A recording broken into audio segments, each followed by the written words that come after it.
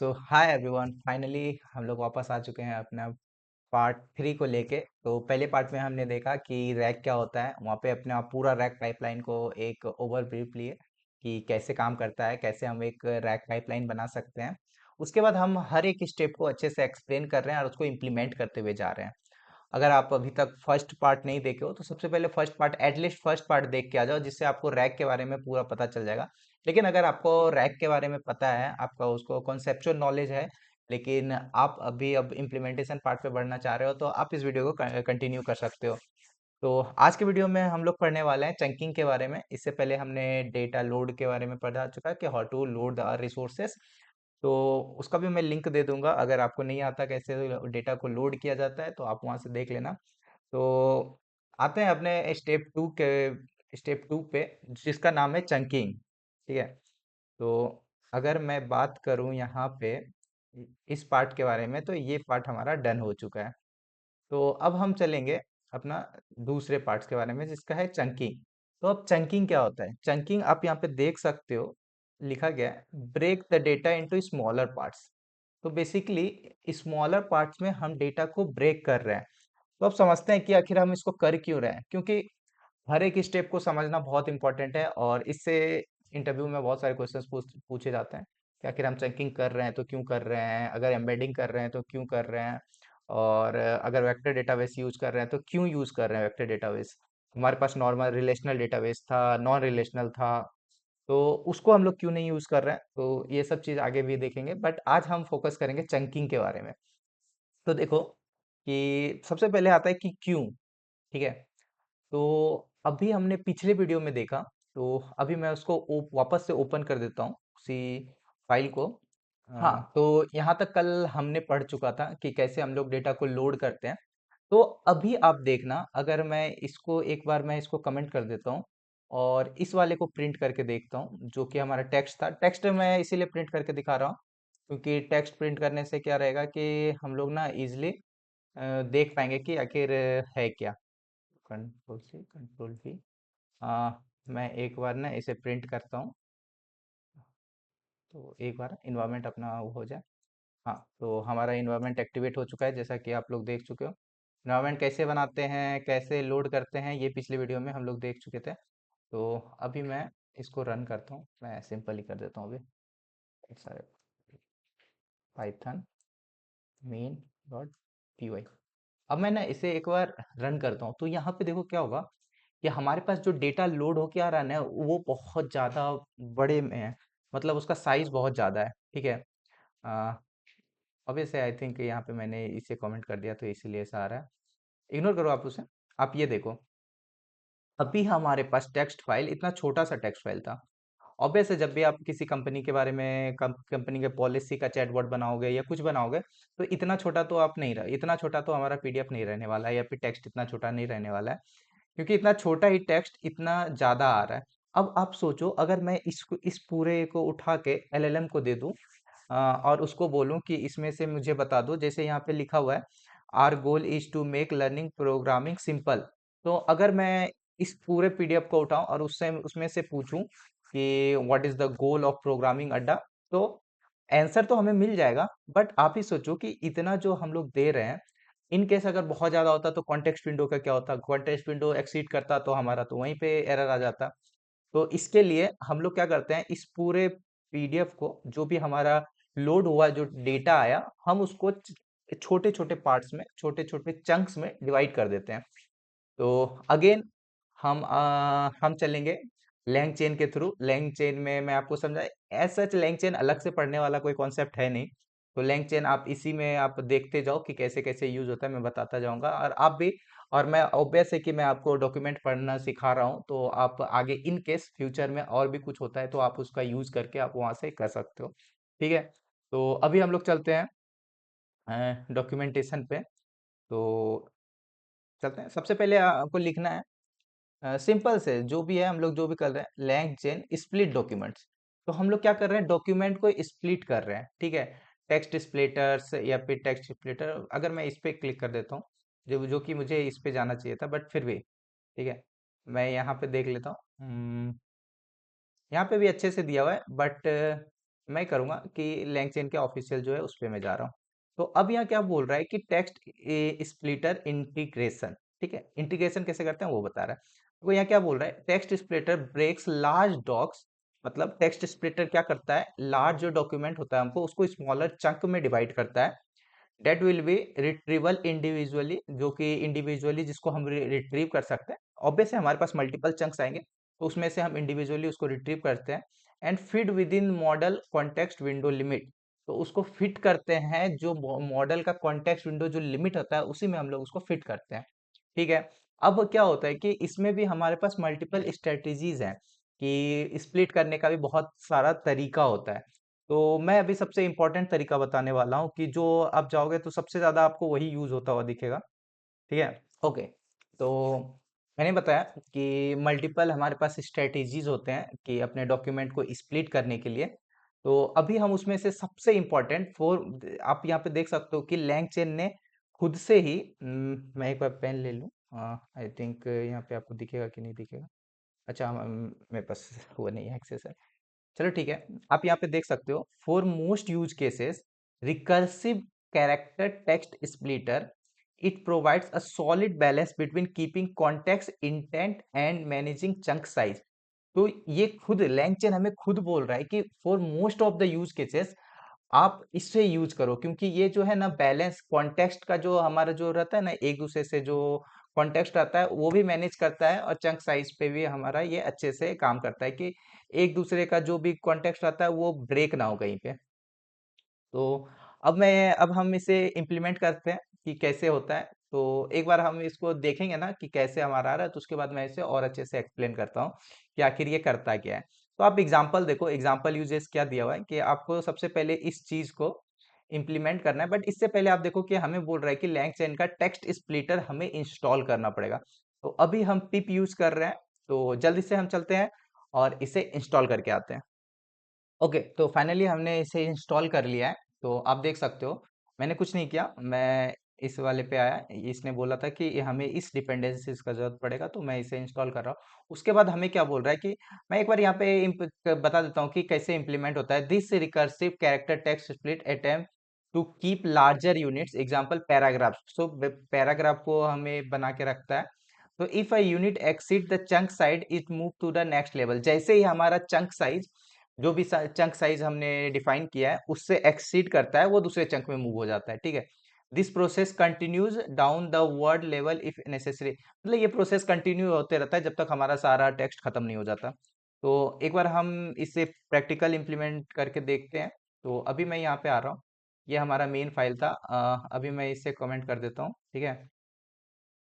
तो इसे मैं कमेंट कर रहा हूँ, और हमारे पीडीएफ को भी चाहो तो आप कमेंट कर सकते हो। ठीक है।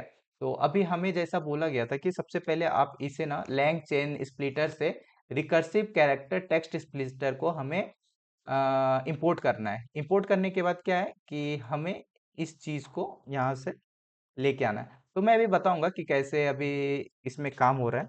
ठीक है।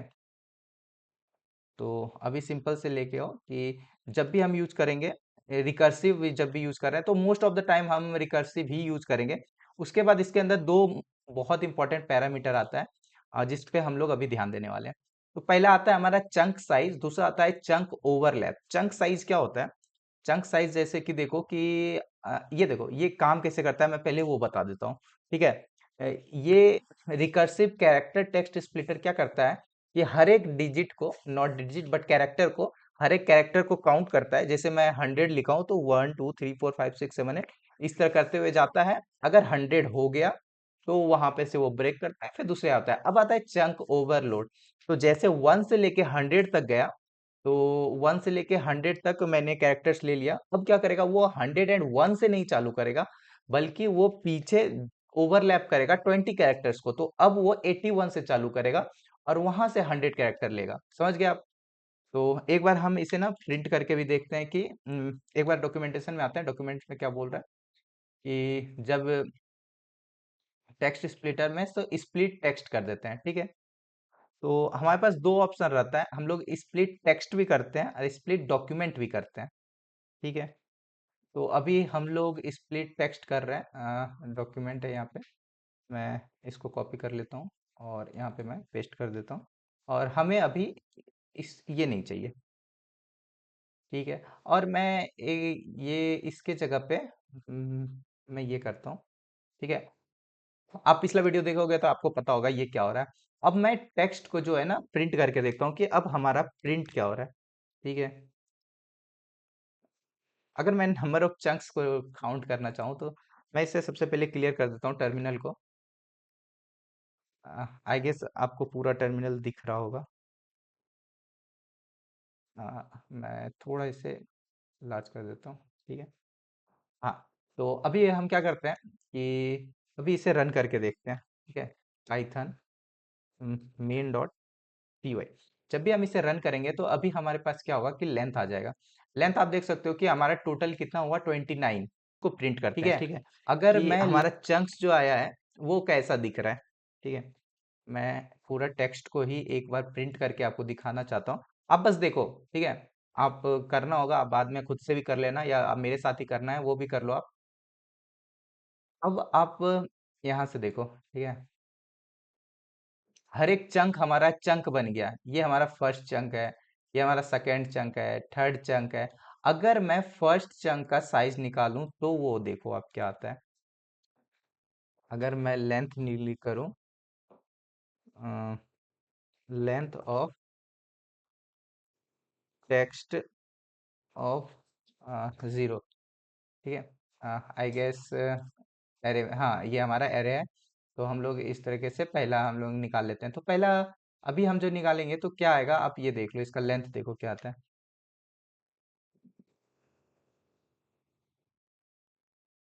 33।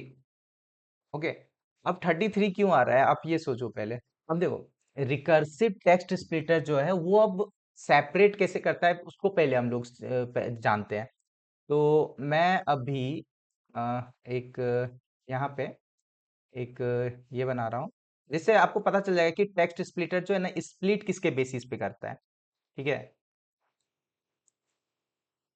हम्म, तो पहला आता है हमारा पैराग्राफ।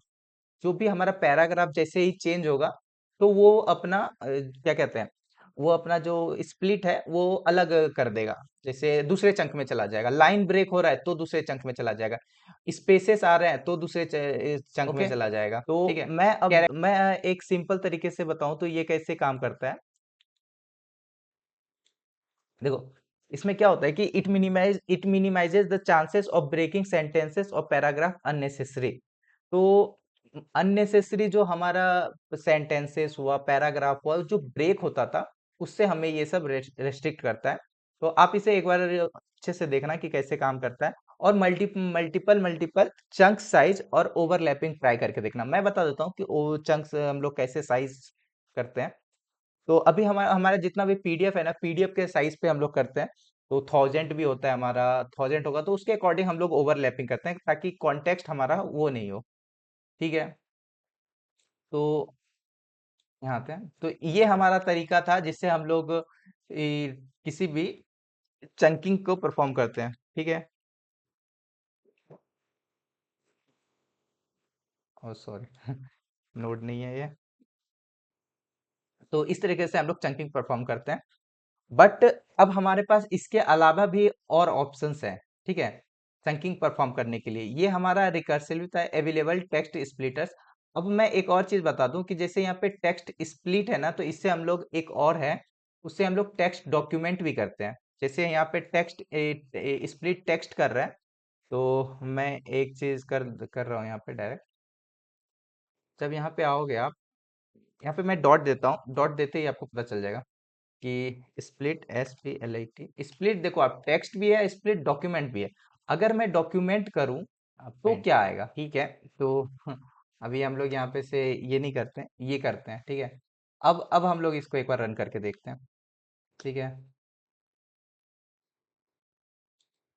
अब देखो, जब हमने इसे रन किया, आ, अभी लेंथ यहाँ पे कर रहे हैं, लेंथ तो लेंथ नहीं करना है।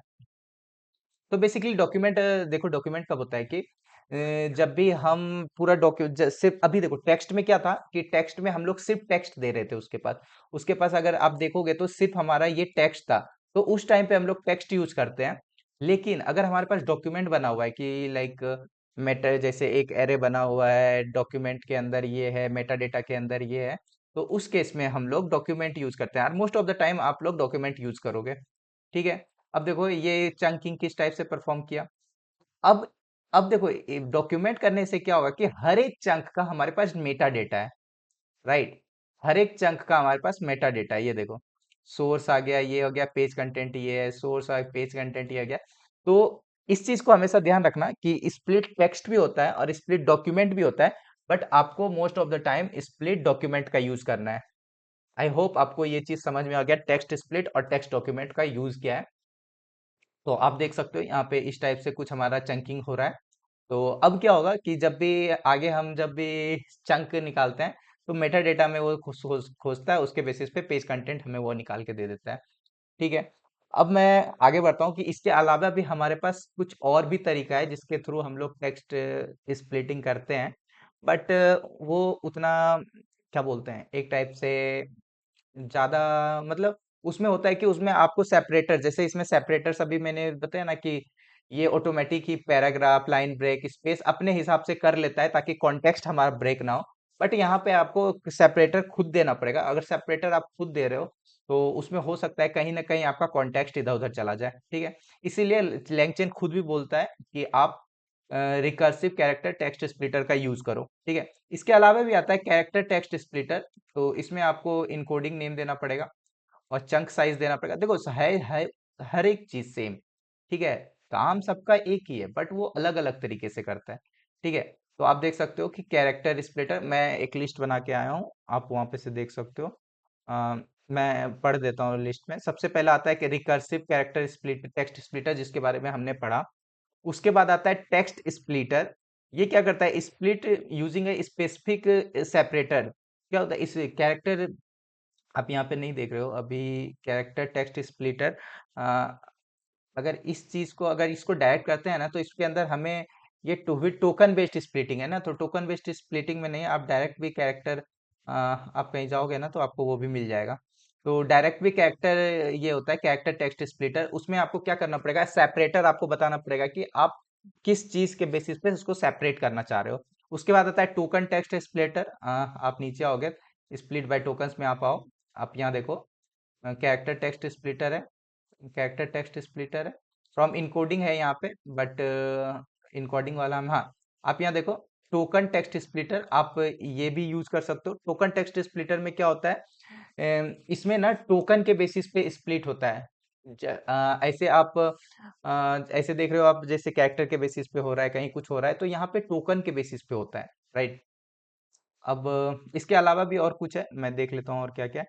एक सेंटेंस ट्रांसफॉर्मर टेक्स्ट स्प्लिटर है। सेंटेंस ट्रांसफॉर्मर टेक्स्ट स्प्लिटर क्या है कि ये सब चीज है, बट ये सब चीज बहुत ज्यादा यूज नहीं होता। बट आप यहाँ देख सकते हो सेंटेंस ट्रांसफॉर्मर टोकन स्प्लिटर।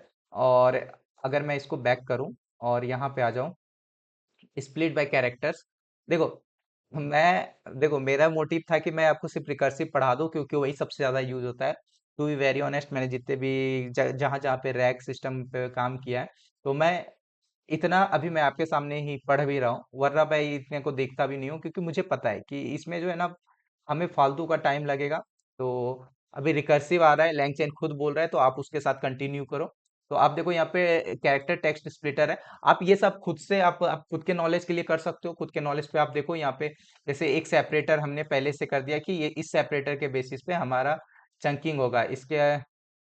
हाँ, तो ये सारा चीज है, मैं देख लेता हूँ। एक मार्क डाउन भी है, mark down header text splitter. आप देखने जाओगे तो बहुत चीज है, बट मेन मोटिव यही था। और मैं एक बार फिर से आपको दिखा दूं कोड। कोड हमारा ये रहा, एक सिंपल सा कोड है। टेक्स्ट स्प्लिटर का कोड बहुत छोटा रहता है, लोडिंग का भी कोड आ गया। अब धीरे धीरे कोड थोड़ा बड़ा होगा। तो ये था हमारा चंकिंग पार्ट। तो चंकिंग के लिए आप रिकर्सिव कैरेक्टर टेक्स्ट स्प्लिटर का यूज करो। तो this is all about this video.